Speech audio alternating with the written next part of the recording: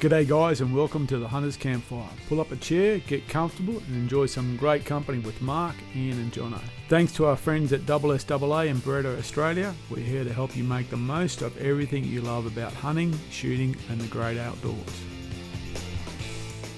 Good evening, ladies and gentlemen, listeners, co-hosts. Tonight's episode is brought to you by the one and only Mark Van Bogart magazine publication. That's Australian Shooter. And now, if you were a Queenslander, you won't know what I'm talking about, because unfortunately, if you haven't been watching if you've been watching your mailbox and wondering where your copy of Australian Shooter is, it's not been distributed to Queensland. Oh, which is really disappointing. We'll talk about that shortly. And if you're watching, you'll see that Mark's showing us 5 different pages of him in this magazine. They clearly ran out of content. About 40. Oh, right. Isn't it? Ran out of content. They ran out of content. No, it's a lefty special. And being the only one lefty left in the country, so it's I got a Guernsey, so I've got 4 separate articles. crazy. Including the big review, which is the 7-gun review, which you can also watch on SSAA TV.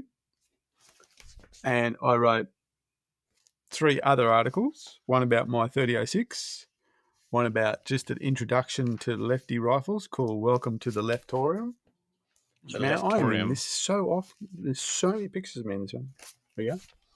And my general, my monthly column, which I got feedback on. Someone actually said I am now their favourite writer. And that's actually... Well, that's very nice to hear. It Was is. it a family It member? is. Was it a family member? I was really kind of a bit chuffed about that. Well, I thought it might have been a family member because the reason no one in Queensland got them is because Mark bought all the copies to send to his family for Christmas. No, I think it's the other way. I think I have the only copy. The only copy in Queensland. It's so disappointing. Oh, is it? Talk to us, Mark. What's going on? What is going on? It's hard to say exactly what's going on because the way that organisations are structured. However, there has been a significant change in SSAAQ over the past 6 to 12 months, and that has resulted in the creation of the report, which is the SSAAQ magazine.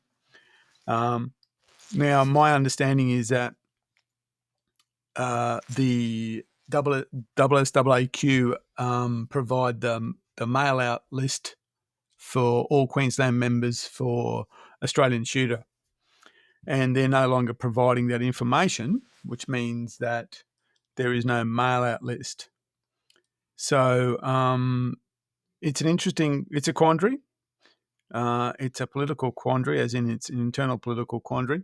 Though the word is, if you want to still get Australian Shooter, call National Office and register your details.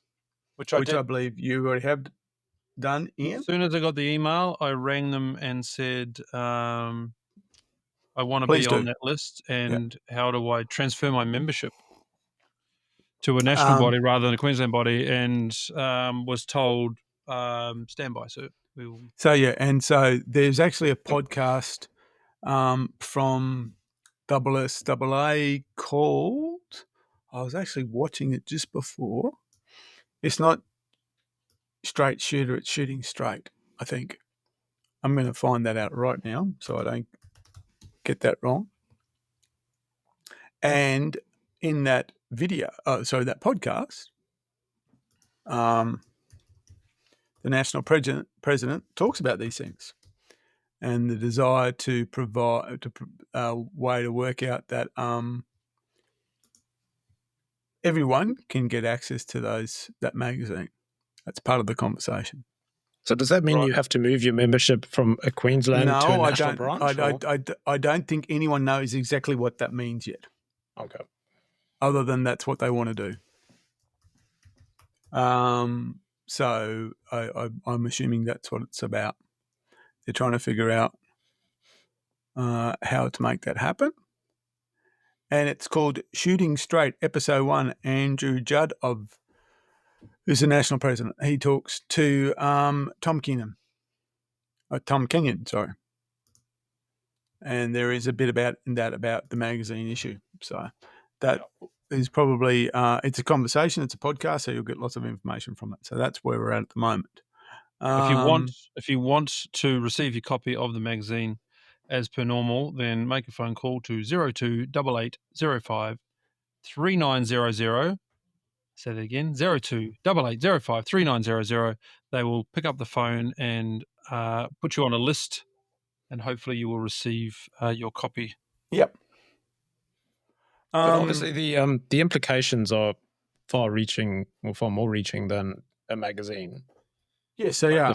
The fact that there's a division within SSAA, where does that leave us shooters if we're not on that's a united front? They are much bigger questions, and I don't think anyone clearly has an answer to those much bigger questions. I can say for me that I'm SSAA, and that A stands for Australia. Part of that. The Sporting Shooters Association of Australia. Not what is it? SSAQ. So while I must be a member of a state branch, to me, I want to be a member of a national organisation. Yeah, you're a member of the state branch because they push you there when you. Well, that's how they're structured, but I want to be part of a national organisation, most definitely. Yeah, strength in numbers, absolutely. Guns are important in this country. They come through ports. Ports are controlled by federal governments. It's the easiest way to look at it, guys. We don't make them here. They come from overseas. They come from overseas. They come in through ports. Federal governments run ports. Be it airport, be a seaport, be, I don't know, some other kind of port. Whatever. Yeah, USB but port, that's maybe. Importation. But what about licensing is done at a state level? Yeah, but the thing is, you can only license something you have access to. We can have the best licensing system in the world, but sorry, no guns. Yeah, that's it. That's the issue. The licensing is handled at state level, but those things coming here, they come by ship, they come by plane. That's federal. That's the simplest way I look at it. This ultimately, we get our stuff through Bird Australia. Where's Sarko come from? Sarko is not a town in outside of Ipswich. It's it's made on the other side of the world and gets stuck on a big ship and it gets shipped here. So ammunition, all that stuff, to me, that's the big picture. This is a federal issue. So that's why I like the idea of an Australian organisation. All right, watch the space. We'll try and get some updates from the big boss. And as we go along. Yeah, see how that goes. Okay. I want to talk about Pilliga, but do you guys want to talk about anything else? Like maybe an Olight torch? Oh, yes. Here's one I prepared earlier. That's right. Surprise, which also surprise. came by ship. This one came by postman. Just saying. So, what am I talking about? I'm currently looking at the Warrior X Turbo kit. Now, I think the Warrior X, the thing about this thing is it's got a magnet on it and it picks up everything. Maybe you could click the charge light to it. I am fighting with the magnet. No, I'll explain the magnet in a moment. From what I understand, the Warrior X has been out for quite some time. I have. Maybe it's the kit that's fairly new. I can see reviews out there that are about 4 years old. So it's not a new light. Maybe it's been modified or adapted, or maybe just the kit. But it's a pretty impressive bit of gear, and I'm comparing it against another reasonable light, which was my Wolf Eyes torch, and I'll put a review up sometime shortly about it. But the main reason I'm looking at this is not so much for a hunting light, although it has hunting application, but because it's a great camp light. It's a good light that goes in the back of the car. I've got a shelf in the back of my car that's got all my standard camping stuff, first aid gear, necessities, coffee machine, induction cooker, stuff like that. Camp necessities, yeah. There's a space on that shelf for this little kit, which has all the bits and pieces that you need on your light. But the thing it does have, and I won't talk about the specs and the feeds and speeds, only to say that just watch the YouTube page. I'll put a review up on it shortly. it's not one of these massive Olight torches. It's not one of these massive other branded torches. The stuff that we like to look at has got to be practical for hunting use, hunt camp use, just general hunting use. And this one is small and very, very, very powerful. I think it's got a good range out to about 1,000 meters. It's 1,100 lumens for anyone that wants to know what that actually means. It means it's bright. That's what 1,100 lumens means. So I'll show you that in the video. But the thing that it's got that is of interest to shooters is it has a magnetic clamp mount for your rifle. And on it, it's got 3 magnets. It's adjustable for barrel sizes so that the centerpiece can pop in and out. It's plastic coated so it doesn't scratch anything. And it's really stable once it's on. So just clips up onto your barrel. And yeah, we were talking about it off air that anything you attach to your barrel is going to change point of impact. I don't know how much it's going to change it. I guess I'll try that out and see what we think. But I can't imagine it's going to be too much for the 100-meter shot across the paddock to smack the fox that's trying to eat the lambs or something like that. Long distance, yeah, it's going to make a bit more difference, but I don't think it's going to make too much of a. It's not going to be too much of an issue. So look out for that. It's a cool light. It's good. It's light, useful. It'll be in the car. Mm-hmm. Well, you said the light's small and compact. I fell for an Instagram advert a couple of weeks ago. Couple of weeks ago.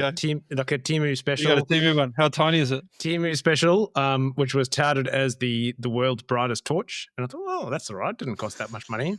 And then it arrived. It is very bright, but it's certainly not compact like a... Like, the state of that. Holy shit! It's got a pick rail on it. It's got a pick rail on it. Look at that. Is it plastic? It's plastic. It's rechargeable, USB-C. That is ridiculous. It is bright. I'll give you that. It's bright. Well, it was supposed to be a lot, but yeah, I can. Is it that bright? Who's it bright at? You both whited out. It even has a strobe light function for when I'm having parties, but yeah. This has that. I got to push the button on and off. Yeah. But yeah, it's certainly not small. With the Olight, do you notice that bezel around the front lens, when you have it on, you turn it off, that kind of glows a bit, doesn't it? It does, yeah. Yep. Just for a little bit. Because I've got one. They're great. Yep. It's got a few other things. It's got lenses for colours, and it's got this and that, and clips and belt loops and all of the fancy gadgets that you think you might need. But it goes for a long time. It's nice and bright. Anyway, you'll see it in the review. But it's kind of the only other torch I think I need. I'm not even sure I needed it, but I feel like I need it now. I've got it. So, torch. Well, I'm keen to take mine on a hunt so we can do some spotlighting and just see what it's like. Thing. But who's shooting? Thing. If you hold that, we'll has it got a barrel mount? It's got a pick rail on it. It's got a pick rail. I don't know how you reverse pick rails and dock them. You can do like a reverse pick rail to pick rail connector. Yeah. Can you imagine? Yeah, you need like a pick rail to pick rail connector. So you can Adam loves it. It reminds me actually. We were getting ready to go to one of our New Zealand trips, and one of the other guys that was coming, Marty. A few people will know Marty. He bought like a real kick-ass top of the range alpine sleeping bag, and when it showed up, he's like, I couldn't squash this thing into a 44-gallon drum. It's so fucking big. It was so massive. So there was no use for it. It was like a huge, big sleeping bag. That's right. It became a blanket for the couch. Oh, yeah, thing was huge. Dog bed or something. But no, stick to trusted brands like Olight if you want small, compact, and ultra bright. I'm very happy. I found my Olight charger, so I can charge my. Jono doesn't need a borrowed charger anymore. Did you run out of battery before you found it? Nope. No. It's good, eh?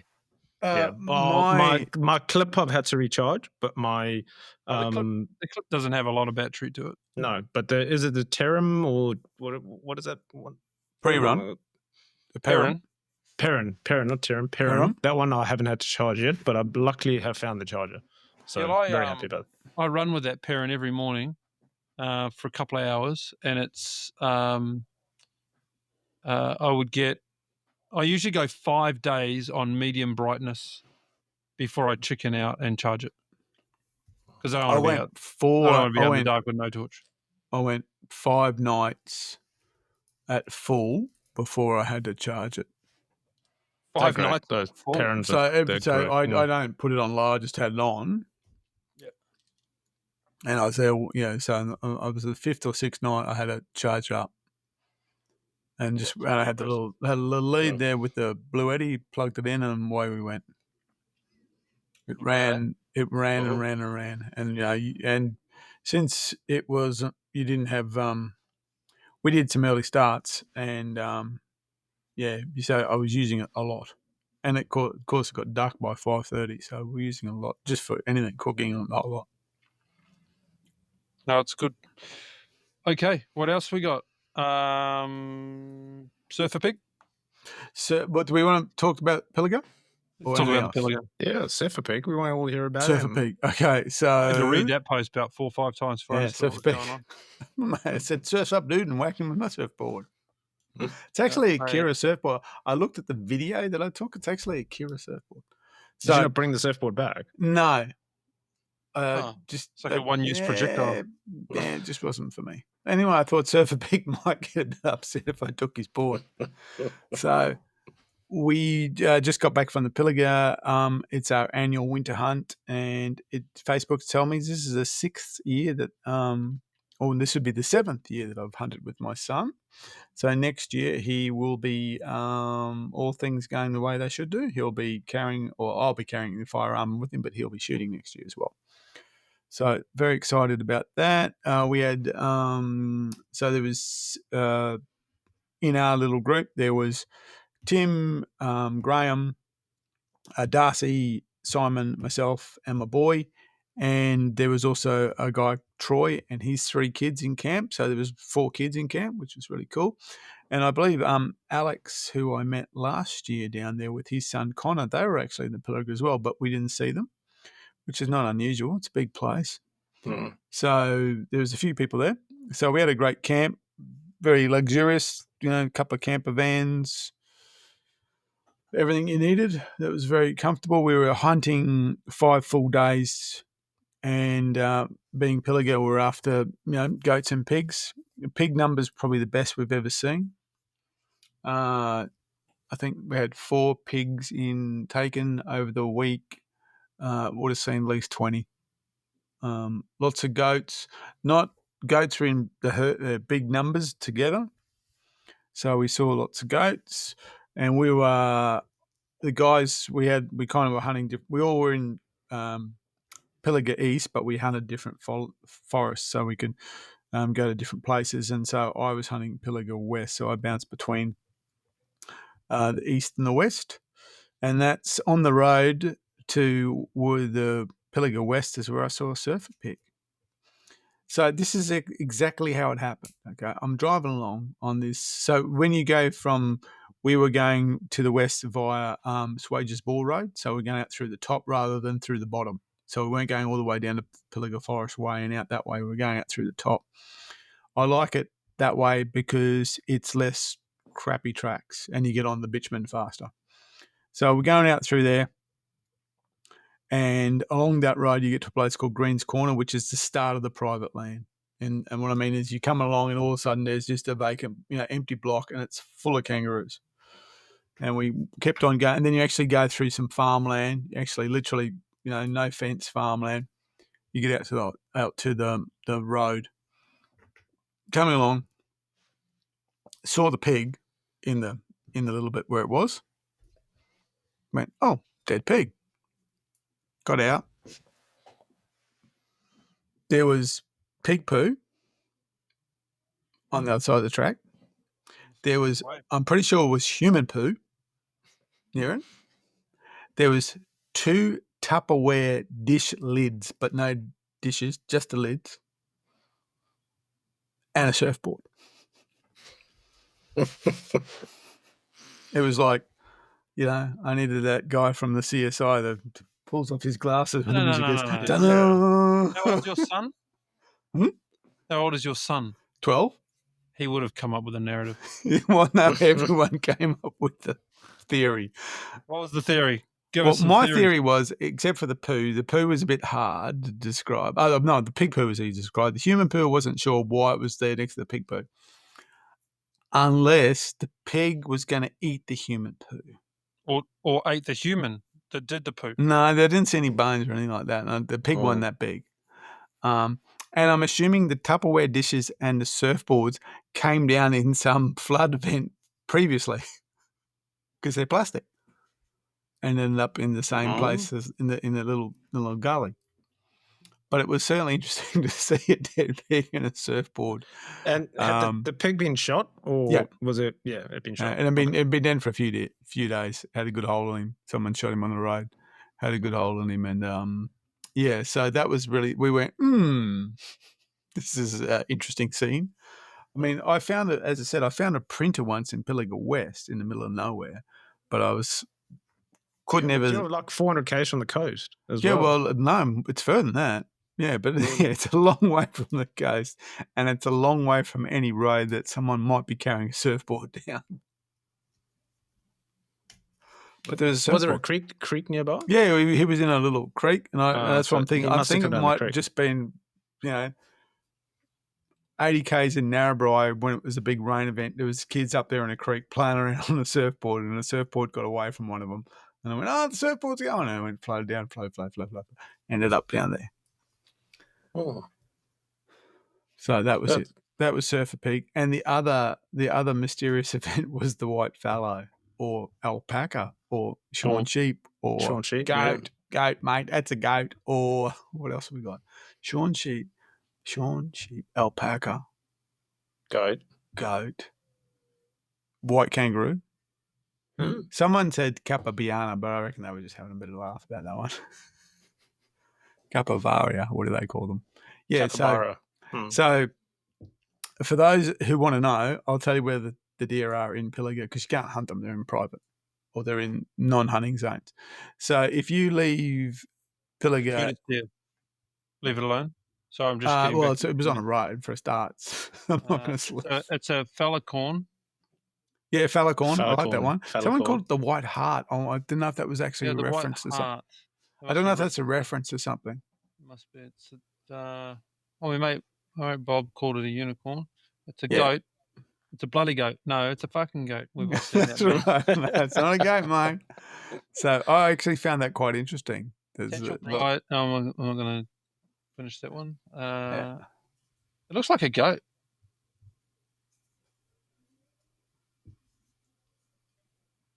Doesn't run like a goat. It's not. It doesn't look like a goat either. Just waiting. Yeah. So anyway, if you're driving, as I said, so on that road going to Pilliga West, there's a thing called Greens Corner, which is the start of the private lane. It's actually called Greens Corner. So you can look this up on the map if you want to know. And between Greens Corner and where you can hunt on Pickaxe, which is the boundary line for hunting, some time ago, or down in January, we saw fallow deer on the road between Greens Corner and Pickaxe. So we saw fallow there. So we were at Greens Corner again, and we got there just on dawn. And that private paddock is a pretty scrubby paddock, but roos just pour out of it. They just pour out of it when you drive along. It's quite spectacular. They just move out of it with first light.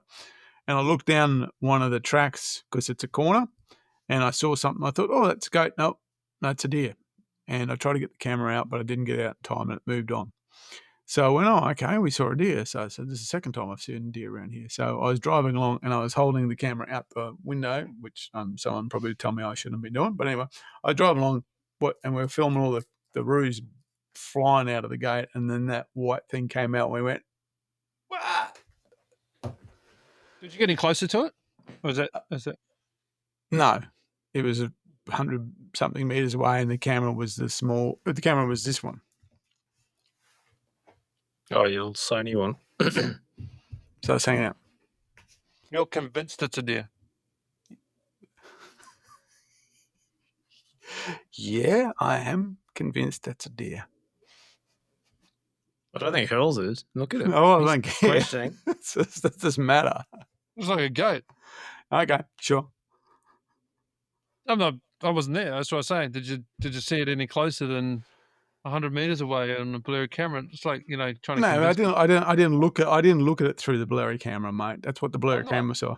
And I'm not disputing there's fallow deer in that park. I've seen other photos of them, and coincidentally, I've seen 3 photos of fallow deer in the Pilliga, and they're all white, which I think is pretty. I thought was pretty amazing. Someone dropped that photo from 212. Yeah, which was quite interesting. My mate Arthur, who came to the Pilliga with me, took a photo with him and his son took a photo of a white fallow. There you go.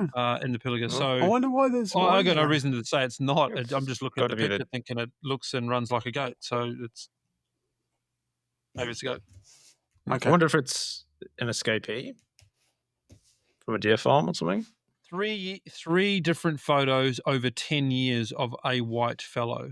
It's not the same one. So it's but I'm saying, is it an escapee that's now breeding? It's like the equivalent of the goat phantom, which just lives on for But centuries. Do you think they've migrated? Do you think they've migrated there, or are they escapees? That's what I'm questioning. So back in 2018, when I was talking to some people in Narrabri, the general consensus was the deer weren't there yet. And the reason they weren't there yet was because of the drought. And they were saying if we didn't have this drought, the deer would be here. So, but there's a guy who's got that photo from 212, which is a white fallow. So that's quite interesting. So, because I mean, that's someone in town. They don't know every square inch of land, but yeah. So, but reds have been seen or taken in Pilliga as well. I've had someone tell me they've saw reds. I don't know if any been taken. It's very difficult to find. I've seen a photo of a red taken, but whether it's validated or not, I'm not sure. It's very difficult to find any images of a deer taken in Pilliga, as in on the ground, someone hanging on to it type thing. Because I don't think there's that many of them. No, I wouldn't have thought so either. And this is actually this is west too, so this is as the name implies, further west than Pilliga east. But remember, we've had a couple of people talk about that there's deer further west. Oh, well. We'll never know. Well, but we're going to say it's a fallow deer because you saw it, and I have no reason not to believe you. There's no biting happening here, mate. Nope. No biting. So yeah, fallow corn. We'll keep it a fallow corn. Fallow corn. It's a fallow corn. All right. Other interesting things was Graham got his first game animal. Oh, you got one. Awesome. Yeah, he did. Get it, go. He had a couple of false starts. I won't embarrass him, but he had a couple of false starts, but he managed to knock himself over a goat and had a chance on some bacon, so he did really well. He's super excited. Feels he's getting a little bit more confident about stuff like that. So he had his goat moment there at Pilliga. So we ended up with 9 goats and 4 pigs in the camp for the weekend, and could have shot a hell of a lot more deer. Oh, goats, not deer, goats. Fallow corns, goats. But I was basically spending my whole time on the camera, which was fun in itself. So, yeah, great trip. Cold. How's the cold? I was about to ask. How's the weather? Couple of mornings below zero. One of the guys were one morning when they got out of the car, it was -3. Oh. It was very cold at times. There was 2 mornings there when it was like, wow, that's cold. But other than that, and of course, being the Pilliga, it was super dusty, and so everyone come back, everything's just covered in dust. A number of people were had the Pilliga cough, just dust. Cough. Yep, developing the cough after a few days. But otherwise, a fantastic trip, and we'll be going back next year. Nice. Very nice. That was very good. So lots of video coming our way. Awesome. Really good. Great. All right. That's me. That's you. Jono, anything going on? Nothing for me. Work. I've injured my back, which is not good. Oh. So a few years ago, I bulged a few discs in my back, and I've done it again. So I'm rehabbing my back at the moment. So not good. Lots of painkillers and rest at the moment, physio and everything else. But yep, no hunting. I haven't fished in ages. Very boring, actually. Very, very boring. Are you going to be right for the trip? I hope so. That's why I'm rehabbing it and trying to get healthy and looking after it. So yes, that's the plan. Trip being a hunt with the Hellenic Hunters out of Sydney for Samba, where it will be professionally cold as opposed to the amateur cold of the Pilliga. Yeah, it'll be proper cold. That's right. Proper cold. So you would have heard us talk about it before, but we're heading down in what day is it? Less than a month. 3.5 weeks. August. The 8th, is that the Thursday? Yes, that's a Thursday. All right. So if you're around Sydney and you want to come and say hi, I'm pretty sure the Hellenic Hunters meeting is it says here. Meetings and barbecue are on the first Thursday of every month at 103 Macquarie Street, Chifley, which is near the airport in Sydney. And come on down. Let them know you're coming. Jump on their website. There's a phone number there. See if you can just show up.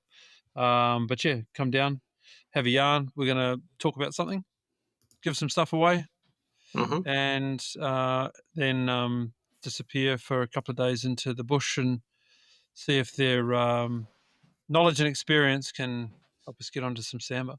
So we're going to break into 3 even teams.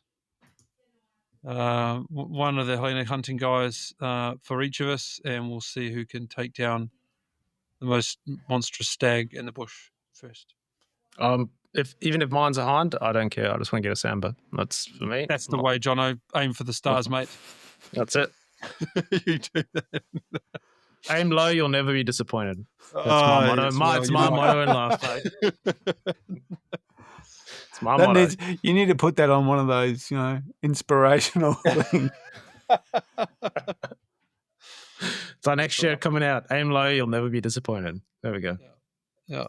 And I believe that, anyway, I won't go into the details other than to say that it's, we get to share accommodation on their private block, and we will go and hunt in a state forest nearby, which is pretty good. You might even find, Jono, that their property borders said state forest, so you'll be legally able to hop the fence. Ooh, I'll make sure I bring my wire cutters. Yeah. We won't need to. We might need to. They've probably got a gate. Oh, I don't want to go over the fence. I want to go through the fence. So, yeah. Anyway, so that'll be fun. Man, don't want to break out. You don't want to break habits, There'll be a little bit of social media action on who's getting the Samba first, and we're driving down so we can carve it up and bring it home. Oh, which would be great. I do have another thing I forgot about. Well, before we move on, sure. What setup are you taking for Samba? I'm taking a 3006, more than likely. More than likely? I'm taking 3006. The one that I took to the Pilliga. 3006 is all round. 3006 is all round. Because you said there's potential for different types of hunting, I might take a fine selection of Llama ammunition. I'm taking 2 rifles. Yeah, I know. Oh, yeah? What are you taking? I'm taking the Benelli Lupo with the Eliminator 6 on it so that I can snot something from the front doorstep. It's 400, 500, 600 meters across the paddock. And then I can just go back to bed with my electric blanket. But failing that, I'll take the BRX for some bush hunting up one of the creeks. You've just put a new scope on that, haven't you? The BRX? No. No, the BRX still has the Steiner Predator 8. But it's going to get, we think, if the barrel comes in time, I'm supposed to be switching the barrel out to a 300 Win Mag and putting the Burris full field. That's it. 2 to 6, okay. I think, on it for Buffalo. But I think the scope will go on it regardless, whether I'm shooting a 300 Win Mag or a 3006 at Buffalo. We'll find out soon enough. 2 to 6 is a good mag for the buff. You don't need more than that. I've got the 1 to 6 on mine. So no, that's plenty. The full field's 2 to 8, but anyway.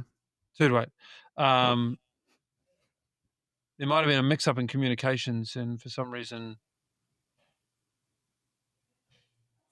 there might have been a 6.5 Creedmoor coming for me to wave at the buffalo. And schnoz. Oh, I've politely declined. And, in the ear. Yeah. You're off using that timber stock to smack it on the head. Shoot him in the ear. That's right. I have the timber stock for that rifle in my shed. Yeah. So 3006 is all round for Samba. What pills are you using? You're using Norma. I'm using Sarco 180s. Sarco. I'm going to shoot my 150s. Mine loves the 150s. Didn't like the 180s. Didn't get on well with the 180s, so I'm going 150 Sarco game heads. You didn't? Which rifle? My Benelli Lupo. The Lupo. The Lupo did not like them. Mine didn't like the 170s. Yeah, I've actually 180s. No, 180s. I had 180s.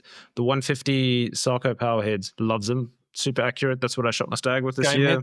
The game heads. Yep. Game heads. Yep. That's what I shot my red stag with this year, and that's what I'm sticking to. So yeah, I've got the white tails in 150 and the Oryx in 180. And interestingly, the 180 at 100 is flat, as it, and the 150 is flat at 200 without playing around the scope. Quite like that. I thought I'd option up to the 180s for Samba. Yeah. Well, so if you're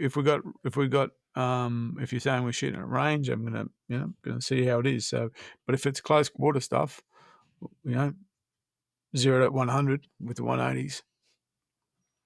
Yeah, I mean, if it was super close quarters, I'd take my 9.3. But I think I'll take the. Yeah, I'm seriously considering hunting next year with the 9.3. Oh. Fallow? Everything. Goats? Yep. I think goats with a 9.3 will be fine. But, yeah, they'll be totally dead. Well, it's not like there's a 3/4 dead. It's dead. Cut it in half. Not much scope front end anyway. So they're like prawns. They're all in the back end. But it's actually, talking of 9.3s, less than this time in 2 months we'll be in the territory. We'll be chasing buffalo. Oh no, God, that's coming so fast. It's scary. We got to get past this Hellenic trip, the Samba trip, and then we need to stop. Then we need to stop planning. Yeah, we need to stop planning. Pretty full on. Yeah, that'll be fun. I was just thinking about having to change tires on the back of my car before we leave, because I chewed out nearly half a set of tires on that trip. I guess that's what happens. Anyway, that's all right. I'm focused on chew out the rest of them, and then when you come back and get all new ones. I've already swapped them. I've already swapped the half of them out. That's all right. It's all good.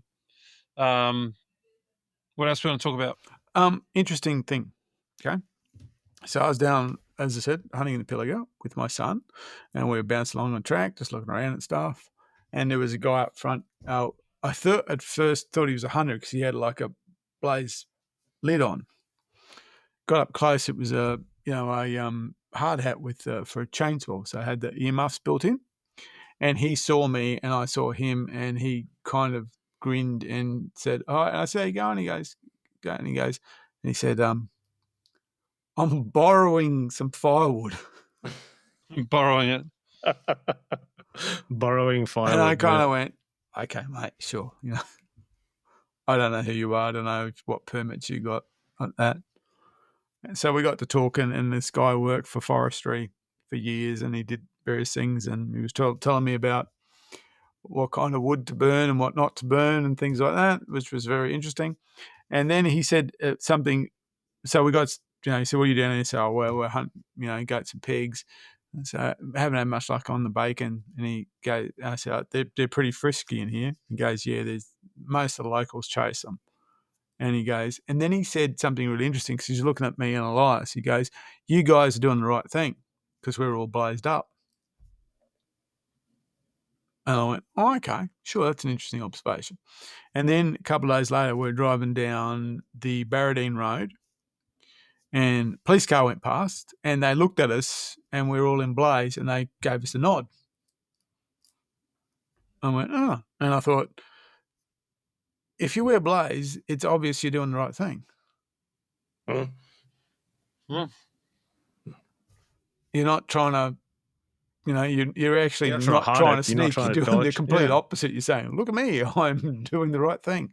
It was really quite, I thought that's, because unfortunately, you do see a lot of people who aren't in blaze moving around state forests. Yeah. And I thought, well, there you go. That's an interesting thing that he just, he said, you're doing the right thing, because we were all blazed up, and the police did the same thing. They gave us, literally they gave us a nod. There you go. Oh, great. So we're blaze. Well, talking of, I suppose, not wearing blaze, or poachers, I guess, potentially would not be wearing blaze. Did you see that case in Victoria of the guy who got prosecuted for poaching? Yes. So he was poaching hog deer on private property. I think he might have been guiding someone on those hog deer too. Yeah, I'm not sure the specifics, but yeah, he got a $120,000. Well, because it was a civil case, I'm assuming. Civil case, yeah, $120,000. He got damages charged with damages, and all that with, to the property owner. Yeah, 120 grand. So they were able to stated that the case was for damages not including animal ownership. Yeah, or something to that effect. So it was really trespass, wasn't it? It was something. It was based on trespass, but yes, there must have been some, some recompense that damages had to be awarded. So it wasn't just trespass. I'm glad it happened. But I just wonder how they come up with that figure for an animal that was shot that was also stated to have not been under the ownership of the person doing the suing. It's weird. Yeah, which is why I think he got done for trespassing. Yes, he was poaching, but trespass is what they got him on. So, whereas if you're looking like in the UK, where a game animal is, the property of the landowner, and if you're poaching, then they can take you for that because it's your property. You're taking someone's property, theft. Whereas here, deer, and I think Victoria, hoggies must be classed as a game animal, but what then happens with regards to ownership, I'm not sure, because we don't have legislation for that. That's an interesting topic, but someone got done for it. And I think it's going to set a precedent. If you're listening, you know anything about the case in more detail, send us a message. Yeah, good to know. Yeah, I can't. I'm not sure if how it would be interesting to find out how they came to the figure. And of course, now I assume that the question is how they've got to pursue the guy to get that figure too. Oh yeah. Well, yeah. That's the hard part, I suppose. Getting the money out of them is not easy. So that's my little Blaze good news Blaze orange story. So where you Blaze? I got asked. I got interviewed by Zach. Yes, this afternoon. I jumped on Zach's podcast, and professional show, isn't it? Yeah, runs a good gig, that guy. He does. I was very impressed. Could learn a couple of things. We did. Probably could. Took some notes. It's funny, he asked me, because he asks everybody if you listen to his podcast, what's your top 5? What's on your top 5 list? Yeah. Man, oh man, by the time I got to 5, I was looking for 6, 7, 8, 9, and 10.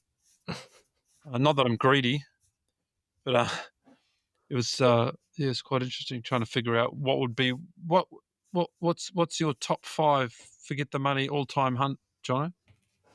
What 5 animals would you put in order? In order of most sought after to 5th. Moose. Number 1? Yep. Elk.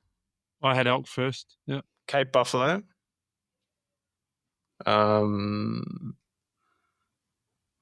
Moose, elk, Cape buffalo. I would love to hunt a. Oh, there's so many. Yeah, it's so hard. It's really hard. Yeah, it's really hard. So I went, and I probably got the order wrong in the end because then I forgot about moose. I went elk, and then grizzly wolf. a bear. Yeah, maybe a bear. I've never really wanted to hunt predators, but kind of come around to it. And probably the one thing that made me come around to it was, how people from the other side of this planet think that we're mad for shooting a roo. And, for some reason on this side of the planet, we think they're mad for shooting a bear or a wolf. And then I was talking to someone, I don't remember who I was talking to, but if you went and got an elk tag, you could get for $10 a bear and a wolf, which kind of tells me that their populations are up there if they're just trying to cull them out. So I was like, okay, well, if they're putting a $10 tag on them, I don't, I mean, I don't want to hunt an animal that's in a, not that you'd want to hunt an endangered, but even something that was on the verge of being low numbers or anything like that. But certainly something that's up there, I don't mind. And then you watch a lot of Brian Call Gritty, and that's some interesting stuff that they get up to, chasing wolves and bears. I think it's pretty interesting. But yeah, so I chucked those ones in there. But one that I did put up there from the other side of the world, being Africa, was leopard. Oh, okay. Yeah, something that, they interest me because of their huge numbers over there, not because they're. Well, yeah, I mean, leopards, good numbers, but they're also very hard to hunt. They're very nocturnal. You got to bait them. There's a lot that goes into it. And they're very vindictive, and they come bite you. They're a smart animal, so it kind of makes them interesting. I took it back off the list again after I'd said it, because there's no way you can get it back here as any sort of trophy. I think leopard you can, lion you can't. I don't think any cats you can anymore. I thought that changed. Is it cats? Okay. Yeah, I know lion you can't. So I switched it up for moose and some sort of mouse, sheep. Elk. That's what I was going to say. Not a sheep, but a Canadian mountain goat is what I would love to hunt. Oh, yeah, those big woolly white ones. Yes. With the big long legs and the little heads, and the little tiny pin antlers. That's right, and the little pin heads, and the big body, So I'd rather. Moose, funnily enough, I'd rather go a stone sheep or something like that. No, I could do a sheep, but no, moose, big girl ram, moose, elk, Cape buffalo, Canadian mountain goat, and a big eland for me. No, I struggled this one with Zach. I said I'd rather. It's not so much the animal; it's where I'd love to do. The raft hunt in Alaska, where they just basically that sort of thing. 4 weeks on a raft, and they go down and caribou. It's interesting you say that. I've always said I wanted to do a dog sled hunt. Yeah, caribou, moose, bear, whatever, tags and whatever you're able to hunt as you go down the raft. I kind of think that's pretty spectacular. I'd like to hunt a big Cape buffalo. So I kind of so for me, and I'm doing that for my 50th. That's my 50th present. One of those big monster European boars in one of those really crazy countries in the middle of Europe somewhere, big Poland or something like that. Yeah, one of those 300 kilo things. Big Kyla. Yeah, one of those monsters. That's a good question. I'd like to hunt in a country where there's like the stands, where you actually got there's a lot more to it than just a hunt. The tradition, that's for me would be the experience, the tradition, play the horn after you shoot it. That's it. That would be but I've seen a few times that the raft hunt through Alaska just looks just ridiculous. Because you see everything over those 4 weeks. You're just moving at the speed of the water, everything. Well, not Alaska, but 2 New Zealand trips ago, it fell through, unfortunately, because the guide, we switched dates and the guide couldn't do it, and it got a bit hard, so we dropped it off. But it was a it was a whitewater rafting hunt in New Zealand. So you drop in Queenstown and then follow the river. Yeah. Guided on a raft, and you just pull in each day and go and hunt reds and go and hunt tar and go and hunt sham. And that experience would be amazing. That's it. To me, that's what it was. Freaking cold. Oh, yeah. Because you wet all the time. In the winter, in New Zealand, in the Alps. Brr. Well, whenever I watch those Alaska things, I never think warm. Of all the things I think of, I never think warm. Don't look warm. Looks bleak. Even when it's not snowing, it looks bleak. Looks tough, doesn't it? That's it. That's what. That's probably it for me. That's the more that experience of going somewhere that's completely different and doing that kind of hunt. And not an animal, but a hunt I'd also like to do is Argentinian doves. Oh, yeah. I could do that. Yes. Man. So much hunting, so little money, so little time. That's the problem. Oh, well. Okay, fair enough. Before we wrap up, SSAA? Yes, I have heard of this organisation that you speak of. You've heard of them. We spoke about them earlier. You were in their magazine. I do. Strange enough. Oh, how many pages? Yeah, okay, we're going to... Strange enough. I have something else. Yes. Quite an interesting organisation, really. Yeah, we wouldn't know. We wouldn't know how good that publication is, would we? That's right. Given the podcast is brought to you by Mark's SSAA magazine. Look at that. Look at that. Look what I'm wearing. Look what I'm wearing. Oh, that's great. No, I lost mine. My wife's taken mine. So it's the best hoodie she's ever had. I just ordered more hoodies today. I could have got you one. Yeah, can I get one, please? Because I've lost mine. My wife says it's the best hoodie she's ever owned. So, there we go. Well, I've had a lot of people say that. Great, comfortable. Can I have another? Yep. Double orders coming in. I know. I was talking about our forthcoming project with SSAA. Yes, I know that. I was being flippant. Spell it out. So some time ago, we started talking with SSAA and the new CEO Tom about how to work together. And as these things form over time, we will be working more closely with SSAA to promote the shooting and hunting sports in the coming millennia, maybe forever. Don't know. For the unspecified time, we will be working more closely with SSAA really to promote hunting and shooting. And the reason is we both agree on the fact that, and it's something that Tom has mentioned a couple of times, 3% of the Australian population are firearm owners. If the more we get that number up, the more political power we have. And you don't have to have 51%. You just need to have 5%. And you can really start flexing political muscle. So it's something that we all want to become involved in. So it's something we're going to be working with them going forward. Great Watch explanation. this, as they say, watch this space. And if there's anything in particular that you're reading their magazine that you want to know Written more by about, me, written by Mark and other writers. Is there other writers? Let us know. Let us know. We'll deep dive into some of the content that comes out. These other writers you refer to? Continue. Who are these people? Who are these people you refer to? Oh, it's going to his head already. Don't worry, they won't publish them next month and he'll feel sad. That's right. You've got to burn brightly, mate. Okay, we're done. That's awesome. it. We are done. Thanks, gents. Have a good evening. Yes, thank you.